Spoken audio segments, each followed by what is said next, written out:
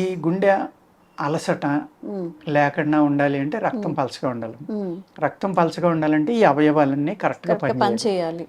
అందుకే ఎలా అంటే మన హార్ట్ ప్రాబ్లం వస్తే హార్ట్కి కాకుండా అవయవాలన్నీ ప్యూరిఫై చేసుకుని రక్త శుద్ధి చేసుకోవడం అనేది చాలా ఇంపార్టెంట్ అమ్మ. ఇక్కడ రక్తం శుద్ధి చేసుకోవాలి అంటే అందులో కొలెస్ట్రాల్ కానీ ఇంకోటి కానీ మాస్ కానీ ఫ్యాట్ ఎక్కువ ఉన్న పార్టికల్స్ కానీ ఉంటే అవన్నీ చేసుకోవాలి. అవన్నీ కూడా బయటకు వచ్చేసి మీకు రక్తం పలచనయ్యి రక్త శుద్ధి అయింది అనుకోండి, ఆటోమేటిక్గా ఈ ప్రాబ్లం సాల్వ్ అయిపోతుంది. ఈ ఫిల్టర్ చేసే వాటిలో హార్ట్ తర్వాత ఈ 5 ఇంపార్టెంట్. హార్ట్ కూడా హెల్తీగా ఉండాలంటే లంగ్స్ ఇంపార్టెంట్. అందుకేంటంటే లంగ్స్ ఆరోగ్యంగా ఉండేలాగా చేసుకుని అప్పుడు మిగిలిన ఆర్గాన్స్ని కనుక మనం శుద్ధి చేయగలిగితే ఈ హార్ట్ ప్రాబ్లం అనేది ఆటోమేటిక్గా క్లియర్ అయిపోతుంది, మనం ఏం చేస్తాం, హార్ట్కే మందులు వాడుతూ ఉంటాం వీటికి మానేసి. ఈ చేసి పని ఇక్కడ డ్యామేజ్ చేస్తూనే ఉంటాయి, దానివల్ల హార్ట్లో డ్యామేజ్ పెరుగుతాం.